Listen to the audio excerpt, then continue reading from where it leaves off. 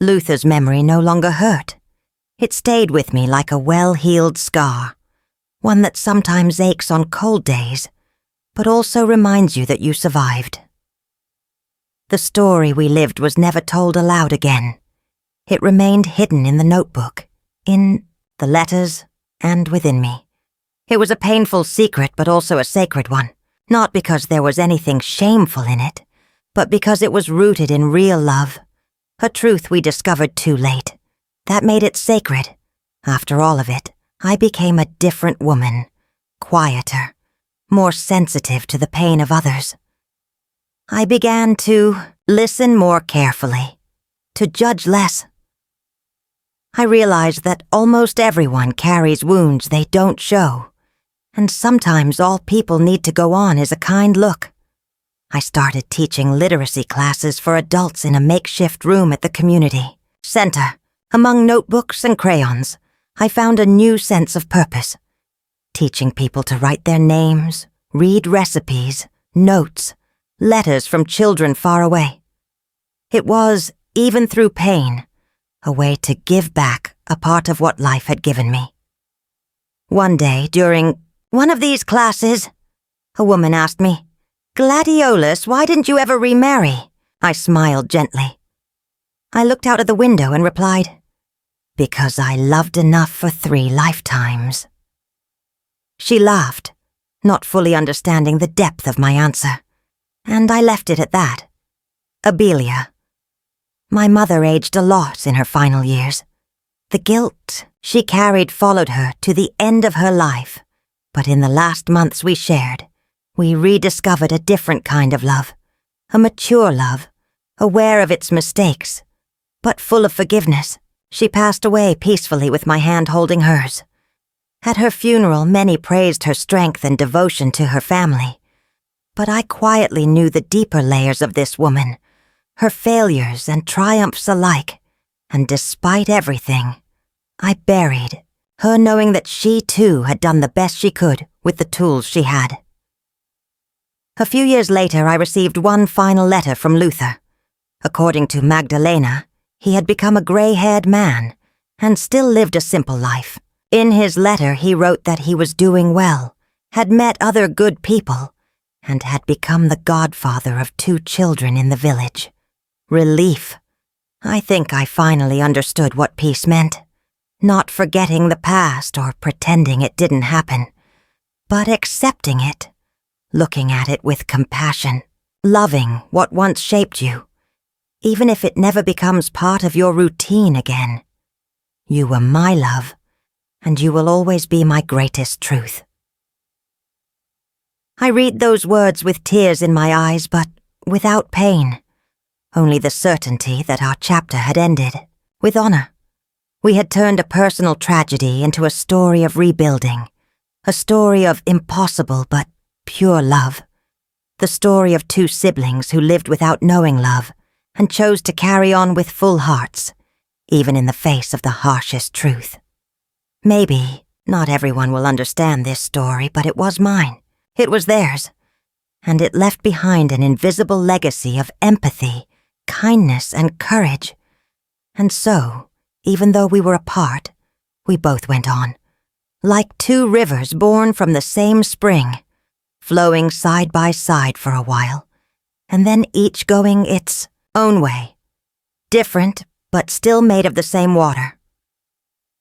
Did you enjoy the story? Tell me below. Don't forget to hit the like button and subscribe to the channel. See you next time. He didn't know exactly who I was in his life, but he said he spoke of me with love and respect. He said I was the woman who taught him what it meant to love without expecting anything in return, and that changed his life forever. I cried again, but this time it was different. I cried because even though we were apart, even after everything, I recognized something between us that no one, not even the harshest truth, could erase. A trace of a love that does good, that transforms, that heals even in pain, and that, in the end, had begun to set me free. After reading Magdalena's letter, a new feeling surrounded me. gratitude. Gratitude for having lived a story that, even though tragic, left behind fruits of kindness.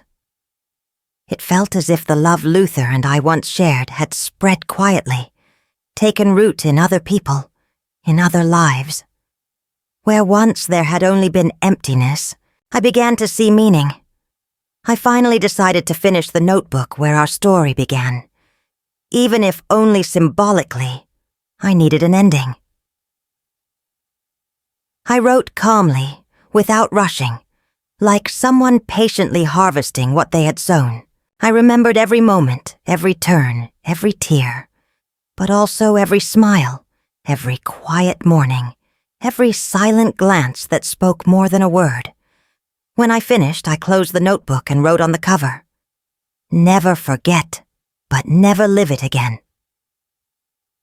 The following week, I decided to visit Santa Lucia. I didn't go there intending to see Luther. I didn't know if I'd have the courage to face him. But something inside me told me I had to see, with my own eyes, where he now lived, and was trying to rebuild himself. It felt like a way to understand each other, and close the circle. I arrived, late in the afternoon. The village was simple and beautiful, surrounded by mountains and farmland. The air was clean, and there was a peaceful silence. I walked aimlessly until I found Magdalena's house. The entrance was modest, surrounded by carefully planted flowers. I wanted to speak with her. When I introduced myself, her eyes lit up. "Are you the one who brings comfort?" I nodded with a shy smile. She invited me in and offered mint tea. We talked for a few minutes about simple things until she said, "Luther isn't here right now. He went to deliver a few crates to the fair.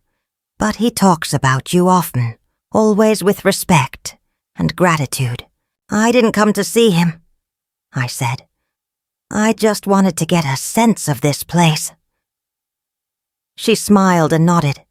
Then she showed me the vegetable garden, the shed he had repaired with his own hands, and the wooden toys he made for the village children. Walking there among those plants and simple creations, I felt a strange peace, as if he had planted everything he could no longer carry with me into that piece of land, and somehow that was enough. Before leaving, I gave the notebook to Magdalena.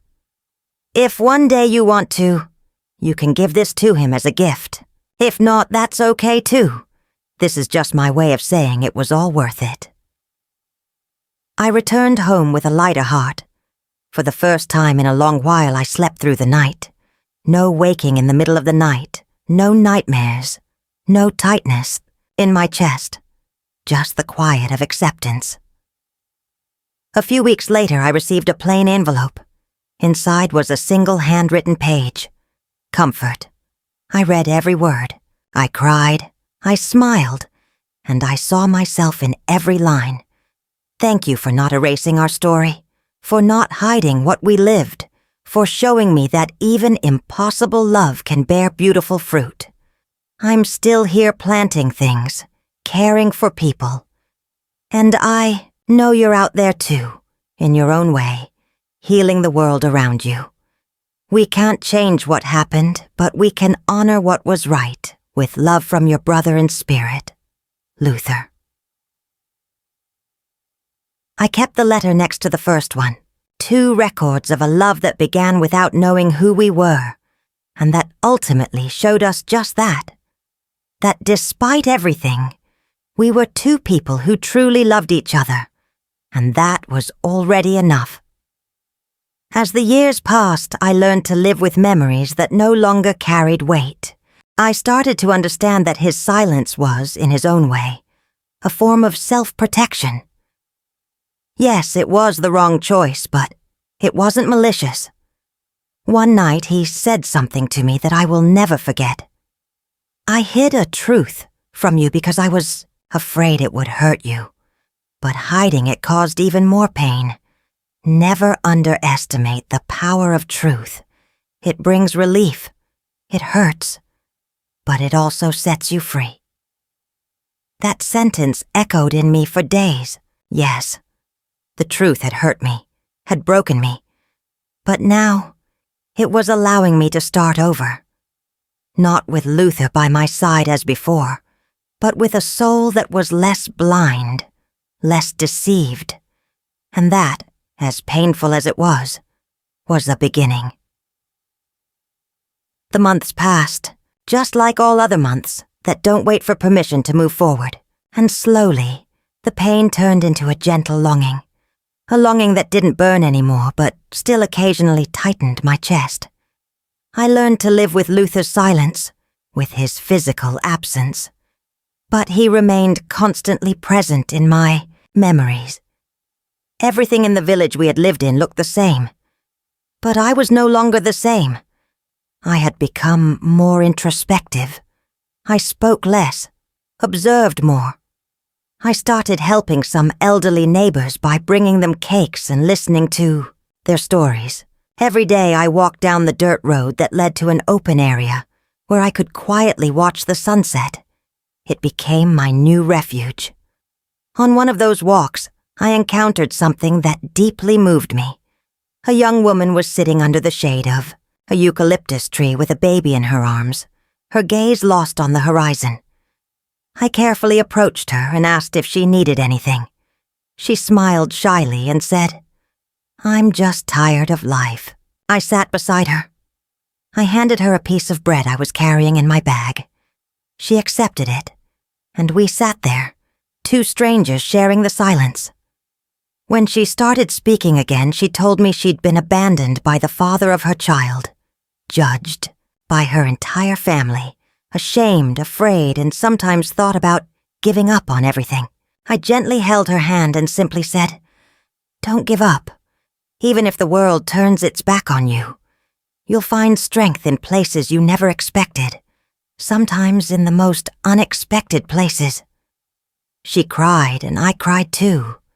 But these were different tears than the ones I'd shed lately. These were tears of empathy and recognition. It felt as though my pain had finally found a purpose, becoming a shelter for someone else's. That night I wrote another letter to Luther. I didn't know if I'd ever send it, but I had to write it. Luther, today I realized something important. The pain we went through, as unbearable as it was, wasn't meaningless. It changed us. And maybe, without intending to, it gave us something we didn't have before, a deeper view of the world. Today, in the eyes of a stranger, I saw the same hopelessness I once saw in yours, and in mine. And I was able to say something to her, something that might save her, even if just for one more day. If that's not a reason to keep living, I don't know what is. I love you. I still love you. But now, the way one loves a sacred memory, like an old book you keep on the shelf, not to live in again, but to never forget, folded the letter, and placed it inside the notebook where I had been writing our story. It gave me a strange sense of peace, as if I were slowly putting not just the words, but the feelings in order. A few days later, I received a new letter. It wasn't from Luther, but from one of the women at the settlement where he had stayed. Her name was Magdalena, the owner of the place where he worked. In the letter, she simply wanted to thank me. She wrote that since Luther arrived at the farm, something had shifted there. He was a quiet man, but his presence brought peace. He helped the elderly, told stories to the children, and had even planted a vegetable garden to donate food to neighboring families. I kept the letter in the wedding album, next to the first photo we ever took together. It was my way of saying to myself, this happened. It was real, and despite all its pain, it was a beautiful part of my life. Months passed, seasons changed, the wounds were still fresh, but I could breathe again, with less pain. Luther would send me postcards from time to time. We had decided to keep in touch from afar, like two siblings who met too late and were stopped too early by life. My mother still came to visit me. Our conversations were still cold. But over time, a new kind of forgiveness began to take shape.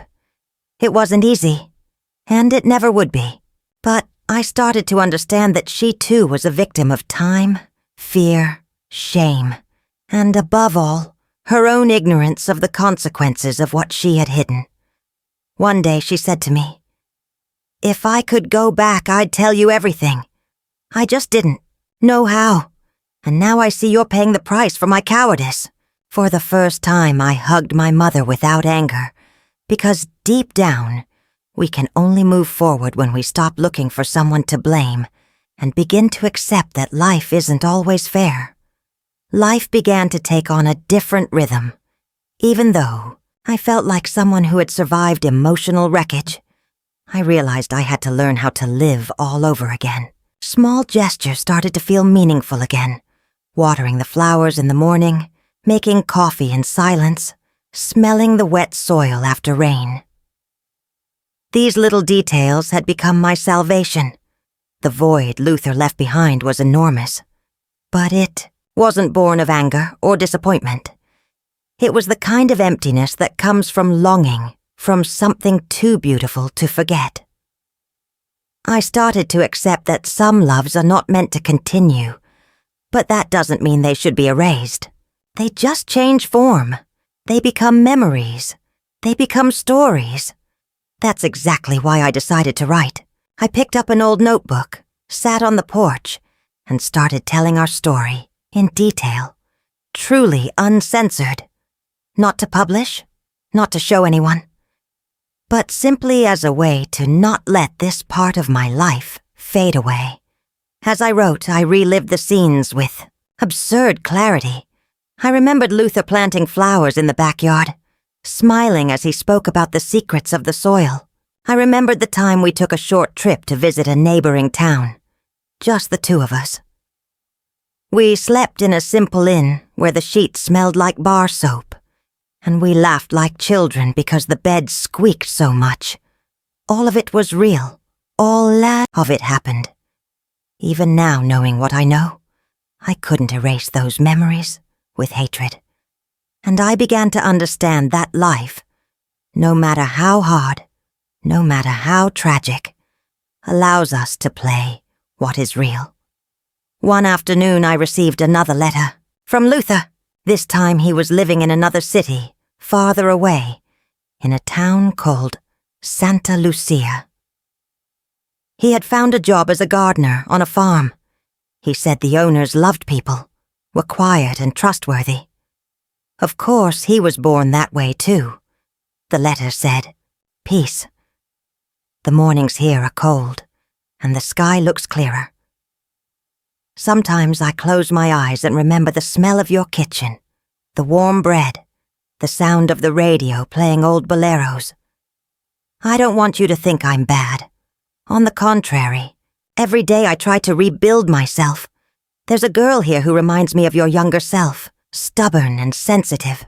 The other day, she offered me a cup of tea just because I looked sad, and I realized the world still holds sweetness. That gave me hope.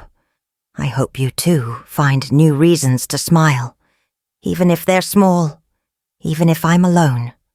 I read the letter and felt a mixture of joy and pain. It felt good to know he was okay, but at the same time, longing stirred inside me like a wounded animal. That night, I did something I hadn't done in months. I prayed, not for myself. I prayed for Luther. I prayed that he would find peace, that his future would be bright, that his soul would no longer carry the weight of this revelation. And deep inside, I asked for forgiveness, not because I loved him, but because we didn't know everything before, because we lived in the dark. Eventually, I began talking more with my mother. It wasn't a quick reconciliation, but it was real. After my mother found out I had taken the exam, she ran away from me. And after that, I didn't go to her either. I wasn't ready to look her in the eyes.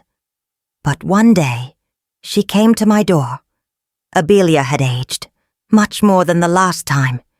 It was as if the weight of all life's guilt had settled on her shoulders. I didn't want to let her in, but something inside me whispered that the time had come. She slowly walked in, sat on the couch, and stayed silent. She waited for me to begin. You knew. I knew from the beginning. And she didn't say a word. She looked down. You knew. I understood the day she came into your life. The words felt like a punch, and yet, you let us get married. She cried openly for the first time, completely overcome with sorrow. She was afraid of ruining your happiness. They loved each other so much. They were so good together. I told myself that if I said anything, it would only bring pain. I was weak. I was comfortable. I was a coward. You ruined my life. She didn't deny it. She just lowered her head further and whispered, I know. I wanted to hate her.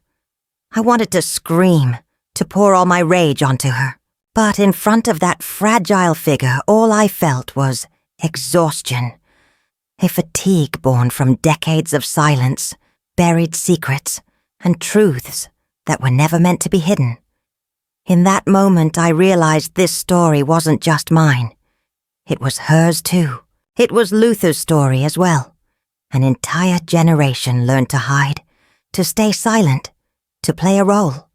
And now, we are paying the price. After my mother's visit, I spent my days in a daze. The house was so quiet. The furniture felt like it was watching me. Every corner of the room reminded me of Luther. His cup was still on the strainer, and his slippers were under the bed like he might come back any moment. But I knew he wouldn't. Still, it took me days to touch anything that belonged to him, as if throwing away a coat or a brush meant erasing a piece of our shared history. And no matter how painful it was, that history was still real. It was still a part of me. It was a true love, even if it had become impossible now. I tried to stay busy. I went to the market, talked to neighbors, attended Sunday services. No one suspected anything. I was good at hiding, even the deepest pain. After all, it's the kind of pain no one sees. But one morning, I received a letter. It was from him. I recognized the handwriting on the envelope. It carried a faint trace of the perfume he used to wear. My hands trembled. I sat on the couch, took a deep breath, and started reading. Comfort. I know silence may seem like cowardice, and maybe it is. I had to run because I didn't know how to face the truth. Such a harsh truth. It tears a person apart. I've spent these days trying to understand how fate brought us together, this way. Two siblings separated by a secret, reunited far too late, building an entire life together without knowing their shared origin. And what hurts and comforts me most is knowing that what we felt was never wrong, never dirty. It was pure. It was honest. It was real love. I've often wondered if things would have been different had we known from the start. Of course they would have. But learning the truth later, it's like watching a bridge collapse while you're already standing on it. And there's nowhere to run. I never blame you. You had courage. You searched for the truth. And as painful as it is, you gave me a chance to know who I am, where I come from. I am your brother, Gladiolus. And that doesn't change what we lived, what we built, what we felt together. But it does mean that I now need to hear myself. I have to learn to live with this new identity, this new story. I can no longer be your husband, but I will forever be your brother. And if you let me, I want to continue in your life in a different way, the right way. Thank you for everything, for the love, for the patience, for the years, and above all, for the truth. Luther read the letter 3 times in a row, with endless love. I cried more than I ever had since childhood. There was something beautiful in it, tragic, but beautiful, as if, even in pieces, our story deserved respect. I looked into every corner, every photo on the wall, every memory built with him, the surprise birthday parties, the afternoons filled with coffee and old radio, the kisses before bed, the plans for old age. All of it now carried a different weight. As beautiful as they were now colored by a devastating truth. That night, Luther invited me to dinner. I sat at the table, but I could barely look at my plate. He noticed. "You look different, my love. Did something happen?" A lump formed in my throat. How could I say something so absurd? How could I tell the man I loved that we were siblings born of the same blood? I ran. I pretended to have a headache. I apologized and went to bed early. As always, he was kind, respected my space. But I knew it wouldn't last. While Luther slept beside me, I stayed awake all night, staring at the ceiling. And there, in the silence of the early morning hours, I realized I could no longer postpone the inevitable. I had to tell the truth. I had to say it, even if it would ruin everything. He deserved to know. The next morning, I gathered my courage. I waited for him to finish his coffee. I sat across from him and took a deep breath. "Luther, we need to talk. But this is serious, very serious." He set his cup down and looked at me, concerned. And there, with a trembling voice and tearful eyes, I told him everything. My doubts, my suspicions, my search for documents, my conversation with my mother, the DNA test. As I spoke, his face changed. First disbelief, then shock, and finally grief. Deep, silent grief. He didn't say anything for several minutes. He just stared into nothing, like the world had stopped. "You're saying we're siblings?" I nodded with a lump in my throat. He stood up from the table, walked around the room, and put his hands on his head. I had never seen him like this. That calm, composed man. Now, he was broken. "My God. Breathe. Oh my God." I tried to reach out to touch him, but he pulled away. Not out of anger. It was like being touched hurt. "Why didn't anyone tell us?" he murmured. "Why your mother? Why didn't anyone stop this?" There were no answers, only pain. A silent pain we shared. That afternoon, Luther left the house without saying where he was going. He got in the car and disappeared down the road. I sat on the porch, waiting like someone waiting for a soldier to return from war. And that's exactly what it was. We were both at war, with life, the past, and the truth. Luther was gone for 2 days. He didn't answer calls, didn't respond to messages. I could only imagine what was going through his mind. Every hour without news deepened my despair. I knew he was alive, but I had no idea what condition he was in. Was he angry, ashamed, sad, or just as shattered as I was? On the 3rd day, he returned. He entered the house slowly, like it was his first time. He looked drained. His eyes were red. His face seemed older. He stood in the kitchen doorway where I was sitting and spoke quietly. "We have to decide what we're going to do about this." There was no room for declarations of love anymore. No more pretending. We were 2 adults facing a chasm we didn't choose. We sat together. We were silent for a few minutes until he asked, "Do you still love me?" I looked at him and felt the answer rise from within me, unwillingly. "I do, but I can't love you the same way anymore." He nodded slowly. It hurt more than any scream. This was the end of something we had spent years building. And the worst part, there was no clear betrayal, no direct blame, no deliberate mistake. It was fate, cruel chance, an old lie, a silence that lasted too long.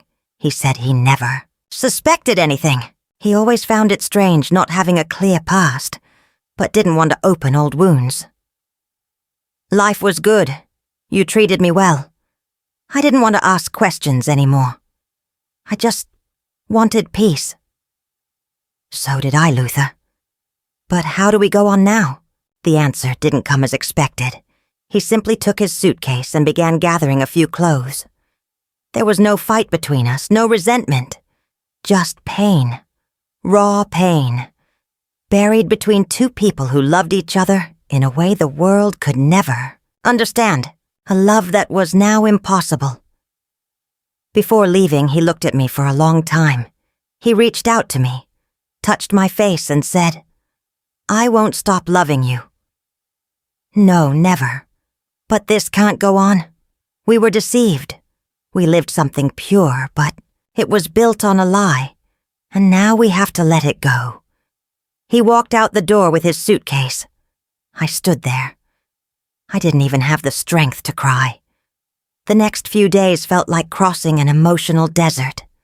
The neighbors asked about him, and I just said he left. The next weekend, I went into my mom's room under the pretense of helping her organize a few things. Taking advantage of a moment when she was out in the backyard, I opened the old wardrobe and looked inside. And there, among the dusty folders, I found something that sent chills down my spine. 2 very old birth certificates. One was mine.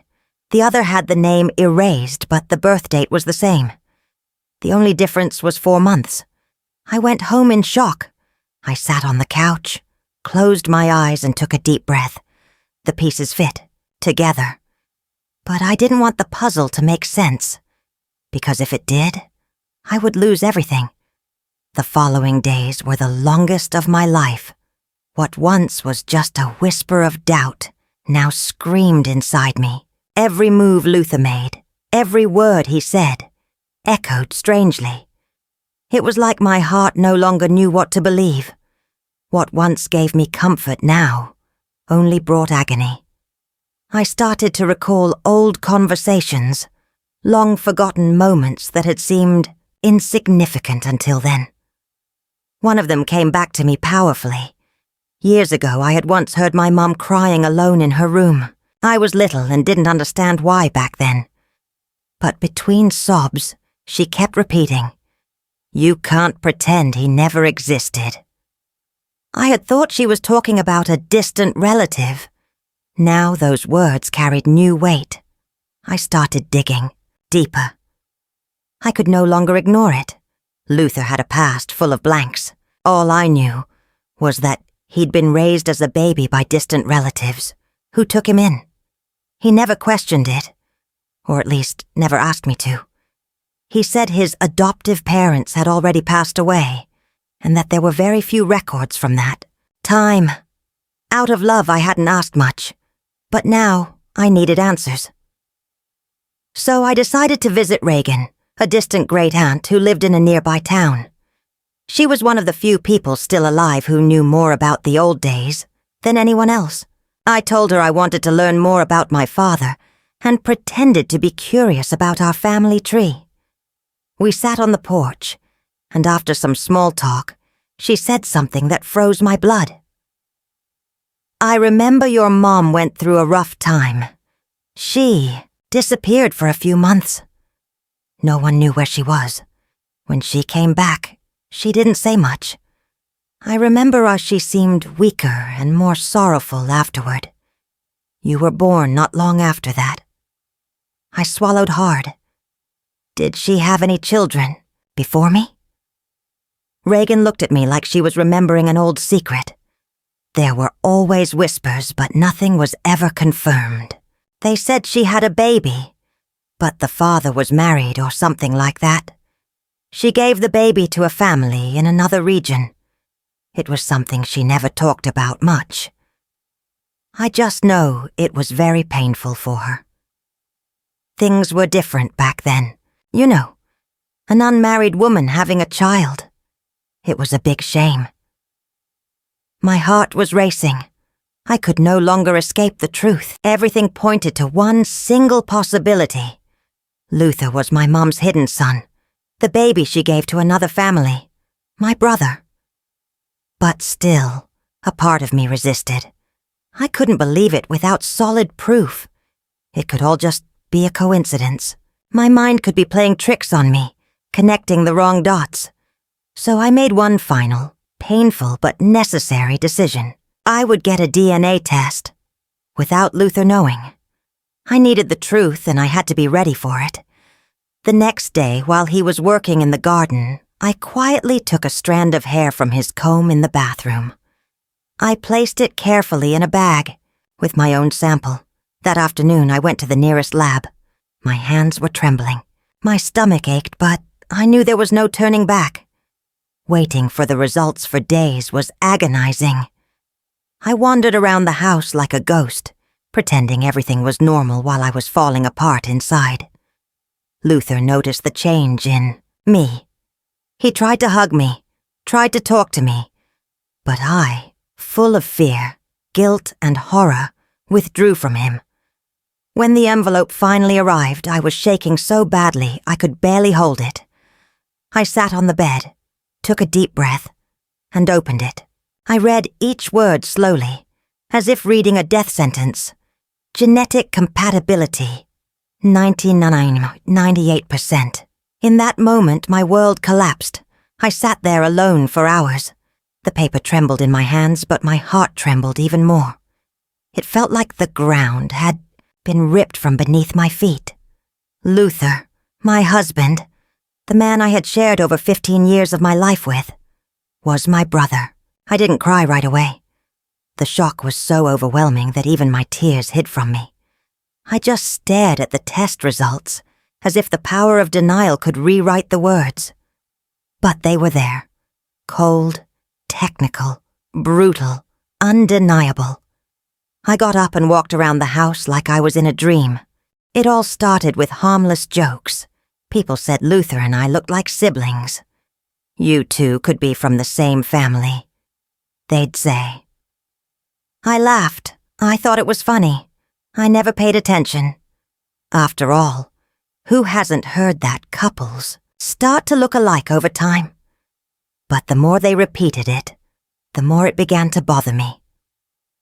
One afternoon, Violet, a longtime neighbor who'd known my family since I was a child, made a comment I could never forget.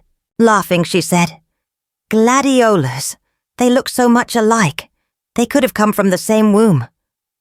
I laughed politely out of courtesy, but something stirred inside me. A seed was planted, and from that moment, everything began to change. Started noticing little details in Luther's face that reminded me of someone. My father. The shape of his eyes, the way he furrowed his brows, even his smile. I began to feel uncomfortable, and the more I tried to push those thoughts away, the more they haunted me. They didn't leave my mind in the days that followed. I tried to convince myself it was nonsense, just my mind playing tricks on me. Maybe paranoia from boredom, or maybe even an overwhelming love that was confusing my feelings. But it was useless. The thought had taken root. I started looking at Luther differently. Every expression felt strangely familiar. It was like staring into a mirror of the past, like watching my father return in another form. The way he touched his hair, his muffled laugh, the way he crossed his arms when lost in thought, even small gestures that meant nothing on their own, together painted a portrait I couldn't ignore. So, to calm my heart, I decided to speak to my mother, Abelia, a woman of few words but sharp memory and strength. One afternoon I went to visit her and brought some of her favorite sweetbread. While drinking coffee, I gently tried to bring it up. "Mom, tell me something. Did Dad have any children before he married you?" She froze. For a moment, it was like she'd been hit by an invisible fist. She looked away. Then she regained control and smiled nervously. What kind of question is that, dear? Of course not. Why are you asking now? I shrugged like it was nothing. I've just been dreaming about him lately, that's all. But I knew better. I knew my mother well enough to tell when she was hiding something. The slight trembling in her hands, the long pause before answering. They were clear signs. There was something she didn't want me to know. That night I couldn't sleep. While Luther slept peacefully beside me, I tossed and turned. I looked at him, and for the first time in all those years, I felt strange, like I was lying next to a stranger, or worse, someone far too close, in the wrong way. The next day, I decided to go through old family albums. I sat alone at the kitchen table and began flipping through the yellowed pages, looking for a clue. A detail. In one old photo, I saw my father as a young man, smiling. I was instantly shocked. It was like looking at Luther. The same eyes, the same mouth, even the way he kept his hand in his pocket. I kept looking, my heart pounding. Then I found an old photo of my mother holding a child. She looked sorrowful, deeply sad, and the place in the photo felt unfamiliar. That child wasn't me. He had more hair, different features. But what scared me was something far more subtle. The child had the same nose as Luther. That night, I cried alone in the bathroom, not knowing what to do. The idea I once thought ridiculous now seemed like a real possibility, and it terrified me. What if Luther really was my brother?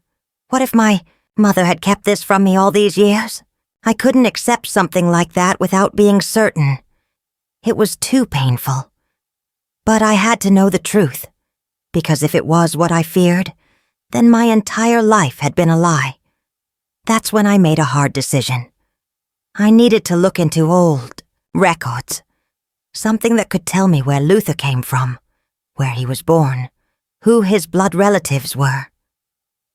I remembered he'd never talked much about his past, just that, after his parents died, he'd been raised by distant aunts and uncles in a small inland town.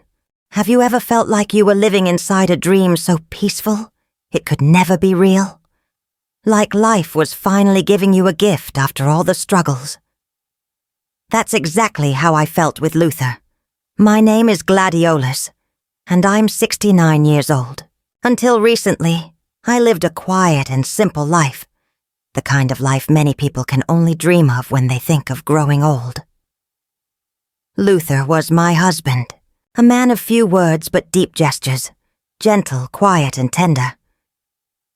He filled my days with a silent kind of love, the kind you don't need to show, because you can feel it in the air. We used to wake up early. I'd go to the kitchen to make coffee, just the way he liked it, strong, with that rich aroma filling the house, accompanied by warm bread and melted butter. Meanwhile, Luther would sit on the balcony, watching the sky, listening to the birds, and quietly sipping his coffee, as if silently thanking life for one more peaceful day. They were small moments, but they felt enormous to me. Sometimes I'd just stop to look at him and realize how lucky I was. He understood me without a single word. He knew when I was sad, when I was distracted, as if we had our own language. We met late in the evening. I was 45, and he was a little older. It was at a birthday party for a neighbor's sister, one of those modest celebrations at the town hall. He came shyly and asked if he could sit next to me, and before I knew it, we were talking like old friends. Everything felt so natural. From that day on, we were never apart. 2 years later, we got married in a simple ceremony surrounded by friends and the children from our first marriages. It was my second chance at love, and I was convinced I had found the one who'd stay with me forever. We lived in the countryside, in a place surrounded by calm and beauty. Luther loved gardening. He spent his afternoons working the land, planting herbs, flowers, and tomatoes. I baked bread and cakes in the kitchen, listening to old songs on the radio on the shelf. Life was sweet, like a slow-moving love story filled with routine. Of course, we had our harder days. Sometimes Luther was quiet and distant, and I learned to respect his silence, just as he respected mine. Like any couple, we had our small arguments, a wet towel on the bed, a light left on. But all it took was a long glance, a gentle touch, and it was all forgiven. On Sundays, the house would fill up. Our children came to visit, bringing their kids, and the backyard would turn into a party. Luther became the clownish grandpa, telling made-up stories and making funny noises, and I'd watch it all thinking, this is it. I've arrived where I'm meant to be. I found my peace. I'll never forget my 60th birthday. Luther planned a beautiful surprise. He invited our kids, decorated the porch with flags, and arranged flowers he had picked from our own garden. When I arrived, I was so overwhelmed I nearly cried. The joy and pride in his eyes made it one of the most special days of my life. For many years our life seemed unbreakable. But life, in its cruel irony, loves to change the game when we least expect it.